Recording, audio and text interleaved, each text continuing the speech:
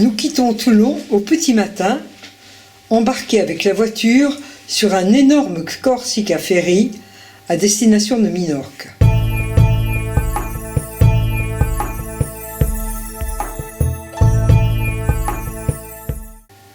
Vers 17h, dans la grisaille, on aperçoit une île assez plate, bordée de falaises. C'est Minorque.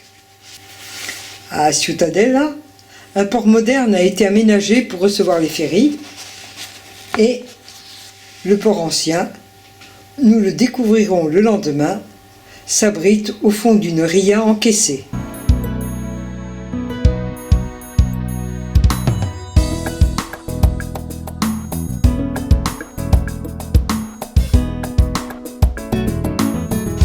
Surplombant le port, voici l'hôtel de ville.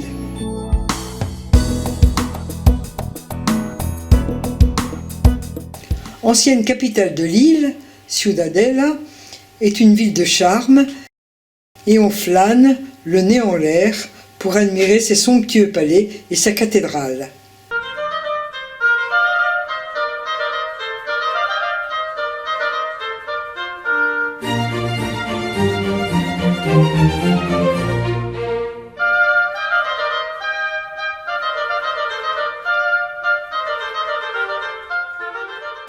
Le cloître Sant'Agustí abrite un musée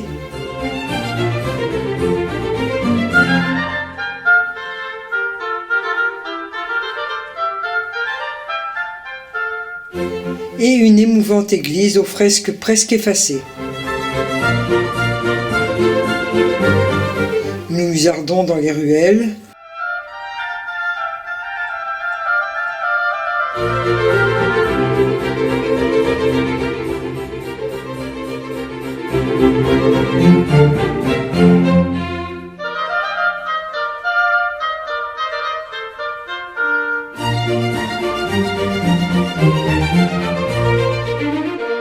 Avant un déjeuner bien mérité. Et voici l'Ithaca, une gigantesque carrière de calcaire. Espace taillé par la main de l'homme au cours des siècles, labyrinthe de pierre,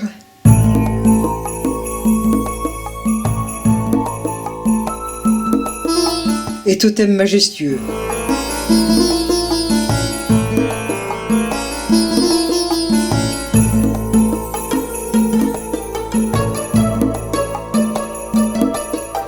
Plus loin, la nature a repris ses droits, profitant de l'ombre et de l'humidité.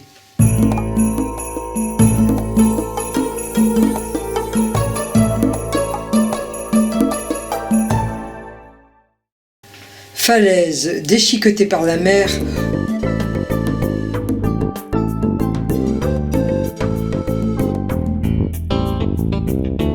ou affleurements calcaires à l'intérieur de l'île, la pierre, c'est l'identité de Minorque.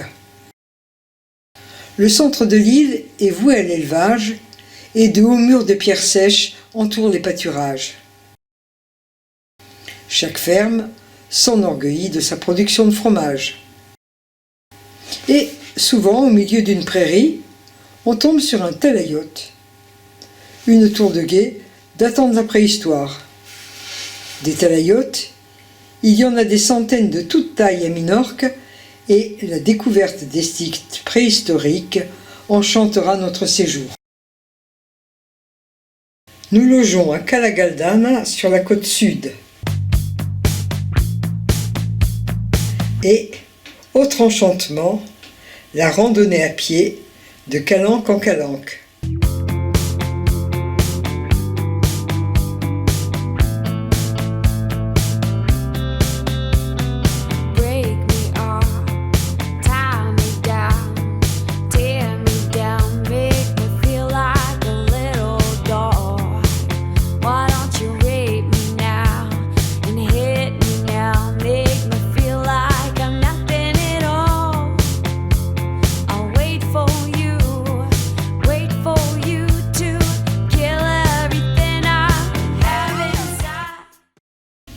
Construite à l'âge de bronze en appareil cyclopéen sans mortier, la navetta de Tudon est le plus vieux monument d'Europe. Cet édifice, en forme de bateau renversé, fut utilisé comme monument funéraire collectif de 1400 à 900 avant Jésus-Christ, comme en témoignent les restes humains trouvés à l'intérieur. Plus tard, à la fin du Talaïotique, entre 500 et 200 avant Jésus-Christ, des nécropoles furent creusées dans les falaises, comme ici, à Calamorel, et ces vastes hypogées étaient, elles aussi, des tombes collectives.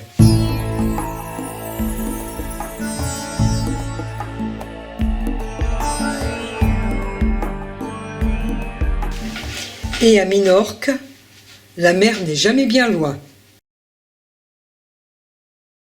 Comme à l'abandon au milieu de chênes verts et des oliviers sauvages, nos premières taulas, des monuments rituels de la fin du Talaïotique. Taula, en catalan, ça veut dire table. Table construite par des titans que l'imagination populaire se représentait bien, accoudés à cette taula pour y siroter un apéro. Depuis la plus haute antiquité, Mahon, avec sa rade bien abritée de 6 km de long, est un port stratégique de Méditerranée. Les Anglais ne s'y sont pas trompés en faisant leur capitale en 1722 lors de leur occupation de l'île.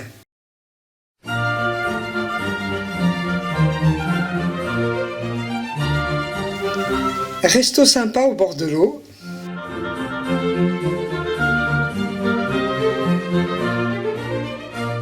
Île del Rey, avec son hôpital anglais du XVIIIe siècle. Et pour fermer l'accès au port, une immense forteresse.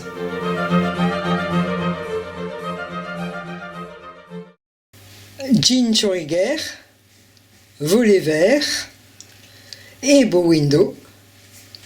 Voilà la touche so british de Mahon.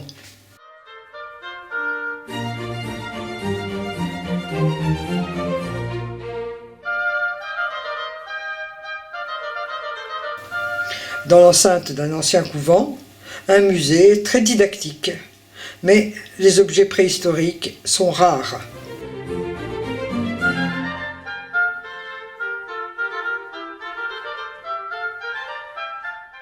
Mahon, une ville vivante et très animée.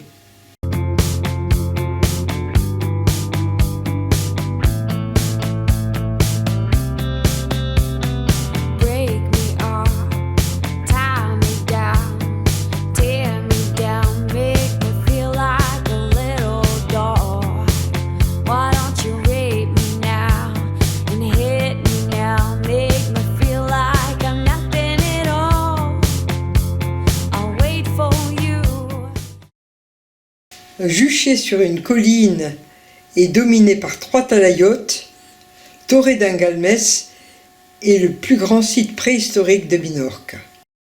Il y a 2500 ans, dans ce village, vivaient au moins 900 habitants dans ces drôles de maisons rondes dont le plan apparaît bien sur cette vue aérienne. On faisait le feu à l'extérieur et des murailles impressionnantes entouraient l'espace d'habitation soutenu par des colonnes monolithiques.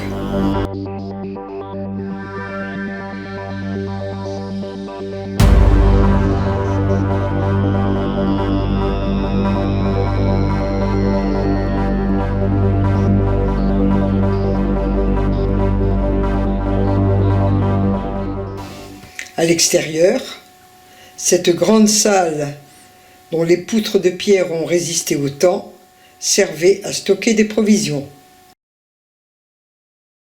Dispersés dans la campagne minorquine, les vestiges de l'âge de bronze ne manquent pas, comme ces habitations navétiformes.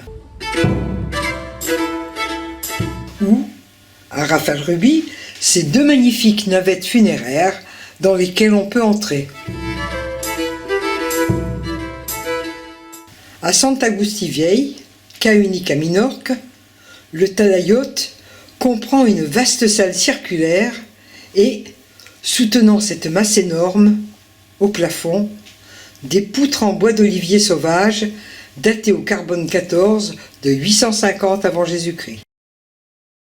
À Minorque maintenant, le grand chic pour les maisons, c'est le blanc de blanc. Et à Beni-Beka, un architecte s'est fait plaisir en imaginant ce pseudo-village de pêcheurs. Et c'est très agréable de musarder dans ce dédale de ruelles.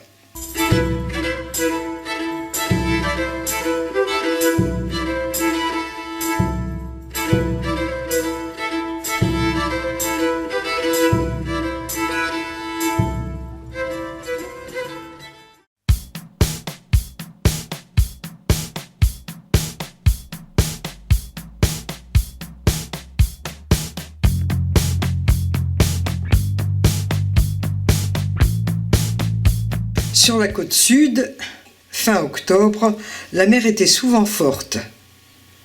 Et seule Thérèse a eu le courage d'affronter les vagues.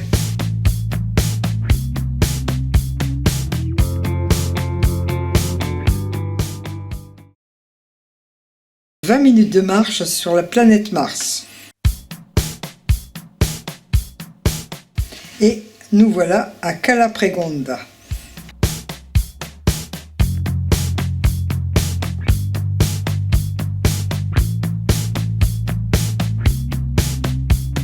À Minorque, la côte nord est rouge et le sable doré.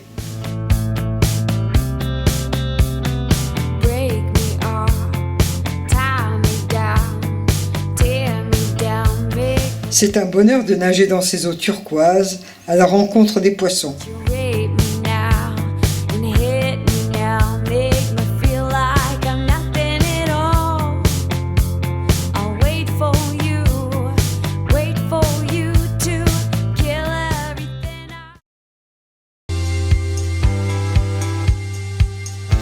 Charmante balade dans la forêt pour aller à Cala Pilar. Ici aussi la terre est rouge.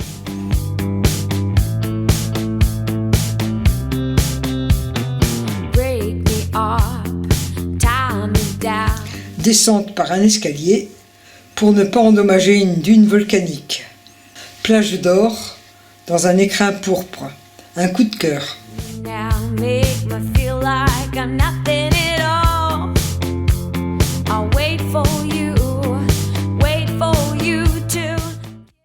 Tout en haut, la maison du berger est déserte, mais les chèvres sont toujours là. À Trepuco, au centre de son enclos rituel, une taoula impressionnante, un monolithe de plus de 4 mètres de haut. Et des grottes funéraires creusées dans le rocher. Mais nous avons préféré la taoula de Torrealba, magnifique dans la belle lumière du soir.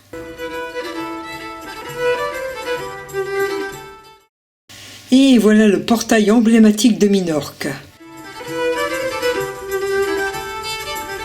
Nous rencontrons l'artisan Carlos Moy, qui en perpétue la tradition dans son atelier de Ferrer. Il va lui-même couper des branches d'olivier sauvage, dont il choisit la courbure, et dans ce bois qui se rit des insectes, il vous fabrique un portail qui défiera le temps. Nous adorons le site de Talati de Dalt.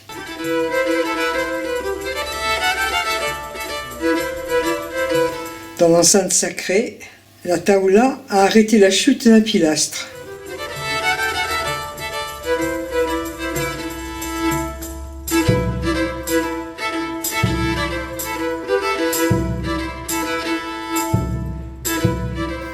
La lumière, les pierres, les oliviers, tout le charme antique de la Méditerranée.